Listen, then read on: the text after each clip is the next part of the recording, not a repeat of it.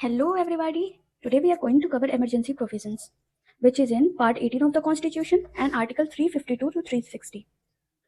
It basically ये convert करता है फेडरल सिस्टम को यूनिटरी सिस्टम में. मीन्स कि इमरजेंसी के टाइम में जो कुछ पावर जो होती हैं स्टेट की वो सेंटर के टुवर्ड्स कॉन्सेंट्रेट हो जाती हैं, इसलिए ये फेडरल को यूनिटरी में कन्वर्ट कर देता है. अब हम देखेंगे national emergency, presidents rule and different grounds पे देखेंगे. So ground of declaration national emergency की क्या होती है? Security of India. अगर पूरे इंडिया की सिक्योरिटी थ्रेटेंड है या फिर कोई एक पार्ट थ्रेटेंड है. रिमेंबर, अगर किसी पार्ट में भी थ्रेटनिंग हुई तो भी नेशनल इमरजेंसी लगाई जा सकती है. बाय वॉर और एक्सटर्नल एग्रेशन और armed rebellion. Okay. President can declare before war if satisfied for danger. अगर प्रेसिडेंट को लगता है कि हाँ डेंजर होने वाला है या फिर वॉर हो सकता है तो वॉर होने के पहले भी प्रेसिडेंट जो है वो डिक्लेयर कर सकते हैं. प्रोसीजर इज, प्रेसिडेंट इसको डिक्लेयर करता है only and only after receiving written recommendation from cabinet. This is important. यहाँ हम लिख देते हैं काउंसिल ऑफ मिनिस्टर. नहीं, ये कैबिनेट के द्वारा वो भी रिटन इंफॉर्मेशन चाहिए होता है, रिटन रिकमेंडेशन कि आप इमरजेंसी लगाओ. पार्लियामेंट्री अप्रूवल रिक्वायर्ड है by both the houses with in 1 month from issue. जब इमरजेंसी लगाई गई है उस टाइम क्या होता है कि 1 महीने के अंदर अंदर आप क्या करो, दोनों हाउस से इसको पास करवा दो. अगर उस समय लोकसभा डिसमिस्ड है, डिसॉल्व है, तो आप 30 डेज के अंदर अंदर, जब पहली सिटिंग लोकसभा की होती है उसके 30 दिन के अंदर अंदर आप उसको पास करवा दो, और बीच में तब तक आप राज्यसभा से अप्रूव करा सकते हो. Special majority required for from both the houses, जैसे कि ये ऐड हुआ था 44th constitutional amendment act 1978. Okay. Duration है कि parliamentary approval, after parliamentary approval, parliament अगर अप्रूव कर देती है तो 6 months and extended to indefinite period with approval of 6 months. Okay. Indefinite period के लिए हम लगा सकते हैं इसको, लेकिन पार्लियामेंट्री अप्रूवल के बाद ये 6 महीने तक लगती है. उसके बाद फिर से इसको पास कराना होता है पार्लियामेंट के द्वारा नेक्स्ट 6 months के लिए, राइट. अब रिवोकेशन इसका कैसे होता है? प्रेसिडेंट किसी भी टाइम इसको रिवोक कर सकते हैं, और इसमें ज़रूरी नहीं है कि पार्लियामेंट का अप्रूवल चाहिए हो. प्रोक्लेमेशन पार्लियामेंट की इंपॉर्टेंट नहीं है. लेकिन अगर क्या हो, पार्लियामेंट अगर चाहती है तो लोकसभा के जो 10 MP हैं, 1/10 MP, वो रिटन नोटिस लेकर के स्पीकर या फिर प्रेसिडेंट के पास जाते हैं. जब हाउस सेशन में नहीं होता है तब प्रेसिडेंट के पास, और हाउस सेशन में होता है तब स्पीकर के पास. तो उस समय स्पेशल सिटिंग होती है 14 दिन के अंदर अंदर. प्रेसिडेंट या स्पीकर सबको बोलते हैं 14 दिन के अंदर अंदर स्पेशल सिटिंग करने के लिए. उस टाइम क्या होता है कि सिंपल मेजोरिटी जो होती है वो पास करना होता है लोकसभा, सिर्फ लोकसभा से इसके रिवोकेशन के लिए. इस समय इफेक्ट क्या होता है, सेंटर स्टेट रिलेशन पे क्या इफेक्ट पड़ता है? तो सेंटर जो है empower to give executive direction to state on any matter. Centre जो है, हमने पढ़ा कि सेंटर जो है उस टाइम यूनिटरी हो जाती है, इनके पास ज़्यादा पावर आ जाती है. तो सेंटर जो है वो एग्जीक्यूटिव एडवाइस, डायरेक्शन स्टेट को किसी भी मैटर पे दे सकती है. ठीक है. और लेजिस्लेचर में क्या डिफरेंस होता है? Parliament can make law on any matter in state list. Parliament जो है स्टेट लिस्ट में कोई भी मैटर है उसमें पार्लियामेंट कोई भी लॉ बना सकती है. स्टेट लेजिस्लेचर जो होता है वो सस्पेंड नहीं होता है. Laws in operative for 6 months. अगर इमरजेंसी जब सीज हो जाएगी तब जो वो लॉ पार्लियामेंट ने बनाए हैं वो 6 month के लिए वैलिड होंगे, राइट. और president can issue ordinance if parliament not in session. अगर पार्लियामेंट उस समय सेशन में नहीं है तो फिर स्टेट के लिए कौन लॉ बना सकता है? तो प्रेसिडेंट है, वो ऑर्डिनेंस इशू कर सकते हैं. और हमें पता है कि जब सेशन में नहीं होता है तो ऑर्डिनेंस जो है वो एज अ लॉ ही काम करता है. ओके. फाइनेंस में क्या चेंज आता है? President can either reduce, modify, cancel the transfer of finances from centre to state. Centre से जो स्टेट की तरफ एलोकेशन होता है फाइनेंस का, तो प्रेसिडेंट जो है या तो इसको रिड्यूस कर सकते हैं, मॉडिफाई कर सकते हैं, ठीक है, और जो ट्रांसफ़र होता है मनी वो उस चीज़ को. Till the end of financial year in which emergency ceases. अगर मान लो इमरजेंसी लगी 2014 से 2018 तक, तो इस ईयर में इमरजेंसी सीज हुई फाइनेंशियल ईयर में. तो लेट्स सी 2018 का फाइनेंशियल ईयर कब से होता है? यहाँ मार्च, अभी मार्च फेब में बजट पास होता है, मार्च से लेंगे, मार्च अप्रैल से. सो ये जो क्या होता है अप्रैल टू नेक्स्ट अप्रैल, ठीक है. तो इस टाइम क्या होता है कि फाइनेंस जो है उस बजट ईयर के ख़त्म होने के बाद वो सीज होता है, राइट. अब नेक्स्ट देखते हैं. सेकेंड, लोकसभा की लाइफ पे क्या इफेक्ट आता है? सो लोकसभा का जो लाइफ है वो एक्सटेंड हो सकता है अपने नॉर्मल टर्म से 1 साल एक टाइम में, ठीक है? For 1 year at a time for any length, एक समय में हम 1 साल के लिए इसको एक्सटेंड कर सकते हैं, ठीक है? But can not continue beyond 6 month, और जब इमरजेंसी सीज होती है, इमरजेंसी सीज हो गई तो 6 मंथ्स तक ही वो एक्सटेंड हो मतलब काम करती है, उसके बाद वो सीज हो जाती है। और सेम होता है स्टेट लेजिस्लेचर और पार्लियामेंट के लिए। फंडामेंटल राइट्स पे क्या इफेक्ट आता है? तो आर्टिकल 358 में बोला जाता है कि ऑटोमेटिकली जो है आर्टिकल 19 एक्सटर्नल इमरजेंसी में सस्पेंड हो जाती है। जैसे कि हम मान लो प्रेसिडेंट ने डिक्लेयर की एक्सटर्नल इमरजेंसी, सो आर्टिकल 19 जो है वो ऑटोमेटिक जो है वो सस्पेंड हो जाती है, सिर्फ एक्सटर्नल इमरजेंसी के केस में, आर्म्ड रिबेलियन के केस में नहीं होती है। और ये इंटायर कंट्री के लिए एप्लीकेबल है। 359 में क्या बोलता है कि ये प्रेसिडेंट को पावर देता है कि आप इंटायर फंडामेंटल राइट को आप इंटरनल और एक्सटर्नल इमरजेंसी के समय आप सस्पेंड कर सकते हो, लेकिन आर्टिकल 20 और आर्टिकल 21 सस्पेंड नहीं होगा, किसी भी केस में नहीं होगा, ठीक है? और ये स्पेसिफिक पार्ट के लिए भी अप्लाई कर सकते हैं। और एक चीज़ है कि फंडामेंटल राइट जो है वो सस्पेंड नहीं होते हैं, सिर्फ उनका जो इन्फोर्समेंट है वो फ्रीज हो जाता है, लाइक चिलिंग इफेक्ट के बारे में आप जानते होंगे, वो उस समय के लिए फ्रीज हो जाता है। डिक्लेरेशन कब कब हुआ है हमारे कंट्री में नेशनल इमरजेंसी? 3 टाइम्स हुआ है, 1962 में, 71 में, तो ये एक्सटर्नल एग्रेशन के टुवर्ड्स हुआ है, और 1975 में ये आर्म्ड रिबेलियन में हुआ है। 48th कॉन्स्टिट्यूशनल अमेंडमेंट एक्ट जो है उसमें ये डाला गया था कि प्रेसिडेंट का जो सेटिस्फेक्शन है in invoking article 356 final and can not be challenged in court. Okay, so ये इंदिरा गांधी के समय ये कॉन्स्टिट्यूशनल अमेंडमेंट लाया गया था कि इसमें प्रेसिडेंट का जो ये है वो फाइनल है और इसको हम लोग चैलेंज नहीं कर सकते हैं, लेकिन इसको 44th कॉन्स्टिट्यूशनल अमेंडमेंट एक्ट 1970 के तहत इसको डिलीट कर दिया गया, इस प्रोविजन को। लेट्स सी, अब प्रेसिडेंट रूल के बारे में देखते हैं, इसको स्टेट इमरजेंसी भी बोलते हैं लेमन टर्म में। तो प्रेसिडेंट रूल के ग्राउंड्स क्या होते हैं डिक्लेरेशन के? अगर कॉन्स्टिट्यूशनल मशीनरी जो है वो पर्टिकुलर स्टेट में फेल कर जाती है उस समय लगा सकते हैं।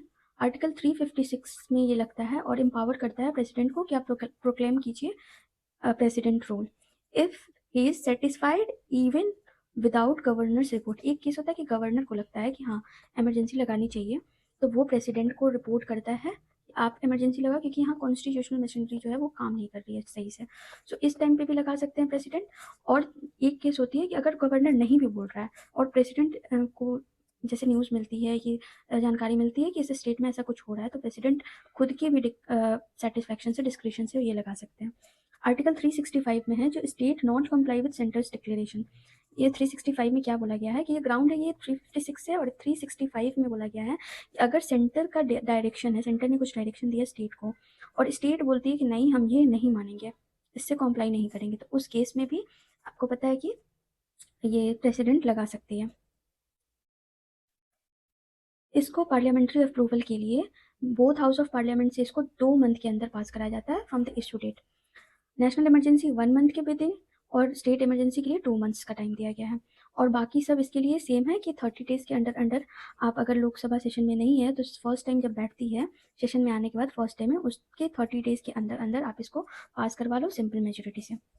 ओके, मीनवाइल आप राज्यसभा से अप्रूव करा सकते हैं। ड्यूरेशन क्या है? यहाँ है कि आप इंडेफिनिट टाइम पीरियड के लिए नेशनल इमरजेंसी को आप एक्सटेंड कर सकते हैं, एक साल के लिए एक समय में। यहाँ है कि मैक्सिमम बस 3 साल के लिए आप एक्सटेंड कर सकते हैं, और पार्लियामेंट्री अप्रूवल एवरी 6 मंथ आपको चाहिए होगा। तो इसमें 44th कॉन्स्टिट्यूशनल अमेंडमेंट से ऐड किया गया कि 1 साल के बाद beyond 1 year can be extended to 6 months at every 6 months approval. देखो इसमें क्या है कि फर्स्ट टाइम जब नेशनल इमरजेंसी स्टेट इमरजेंसी लगेगी तो 1 साल के लिए लगेगी, उसके बाद 6 मंथ के अप्रूवल पे 6 मंथ के लिए एक्सटेंड कराया जा सकता है। ये मैक्सिमम 3 ईयर्स के लिए इसलिए दिया गया है क्योंकि इसका एक कारण है कि स्टेट जो है, स्टेट में बार बार क्या किया जाता था कि नेशनल प्रेसिडेंट रूल लग जाता था, ठीक है? सो इस तरीके से जो स्टेट की वर्किंग है वो हैम्पर होती थी, इसलिए इसको मैक्सिमम 3 ईयर्स के लिए रखा गया, उसके बाद आप नहीं लगा सकते। रिवोकेशन है, प्रेसिडेंट जो है किसी भी टाइम रिवोकेशन के लिए प्रोक्लेमेशन कर सकते हैं।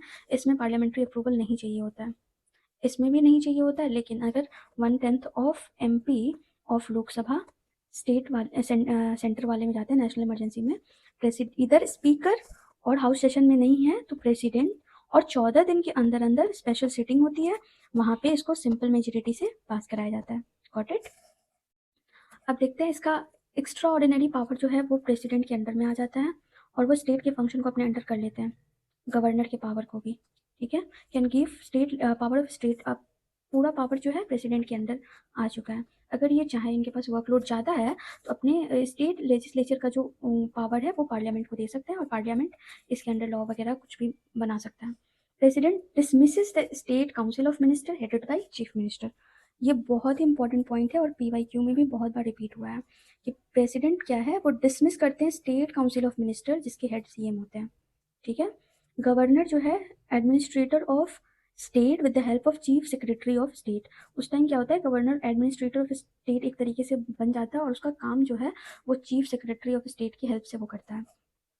प्रेसिडेंट इधर सस्पेंड और dissolve state legislative assembly.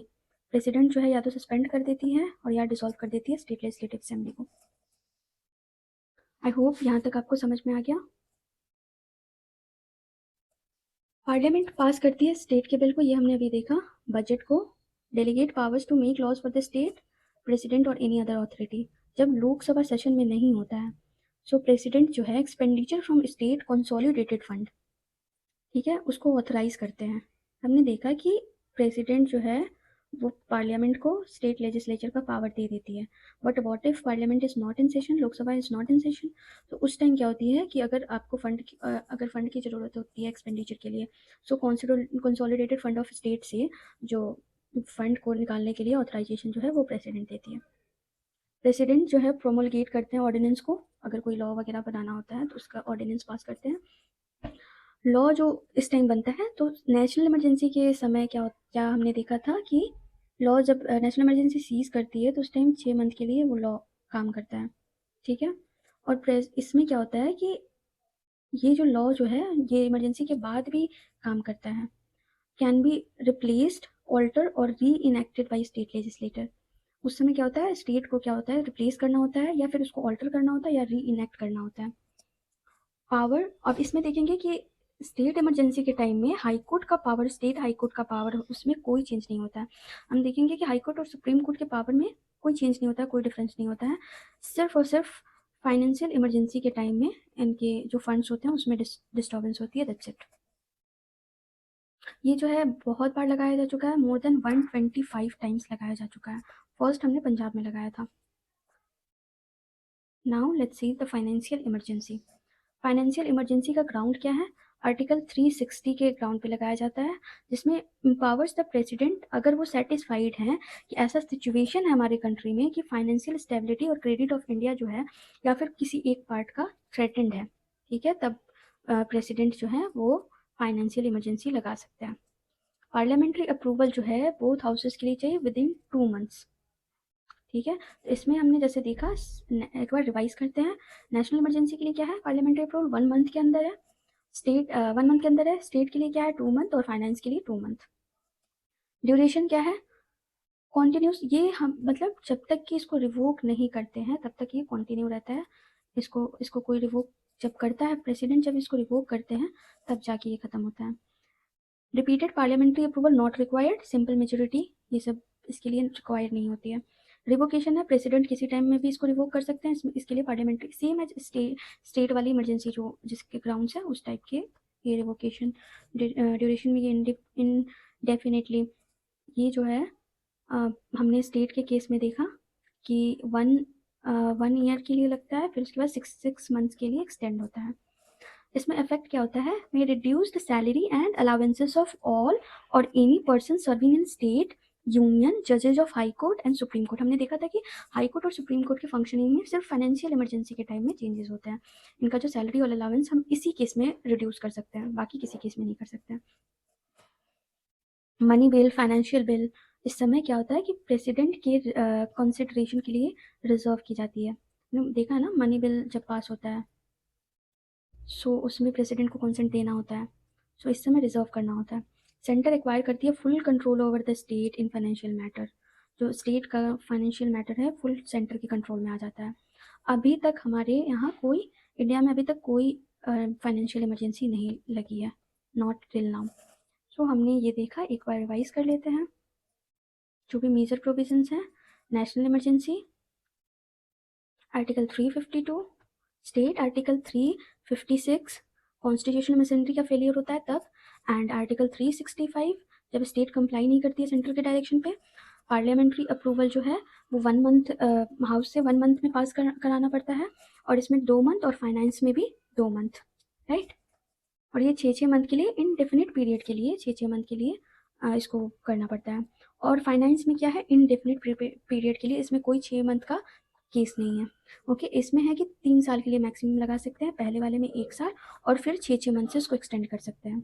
Revocation कैसे होता है, इसमें पार्लियामेंट्री अप्रूवल रिक्वायर्ड नहीं है, सॉरी, पार्लियामेंट्री प्रेसिडेंट किसी भी टाइम बिना पार्लियामेंट्री अप्रूवल के भी रिवोक कर सकते हैं, इसमें भी किसी टाइम कर सकते हैं, फाइनेंस में भी किसी टाइम कर सकते हैं। बट नेशनल इमरजेंसी के केस में एक केस दिया हुआ है कि अगर 1/10 of MP of Lok Sabha written notice लेकर के स्पीकर, और जब हाउस सेशन में नहीं होता है तो प्रेसिडेंट के पास जाते हैं, और प्रेसिडेंट उसके बाद 14 दिन के अंदर अंदर एक स्पेशल सिटिंग करवाती है जिसमें कि सिंपल मेजोरिटी से पास होता है, और ये सिर्फ लोकसभा ही पास करती है, तो उस समय रिवोक कर दिया जाता है।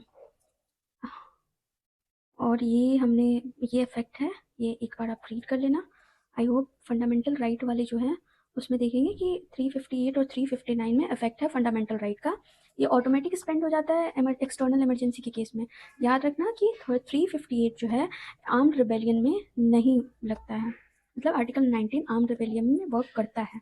और 359 क्या बोलती है कि प्रेसिडेंट को पावर देती है कि वो इंटायर फंडामेंटल राइट को कर सकते हैं रिवोक, लेकिन उसके उसमें सिर्फ आर्टिकल 20 और 21 ऑलवेज वर्क करता है।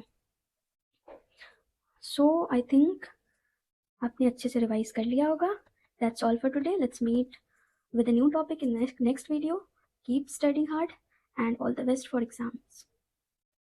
Thank you.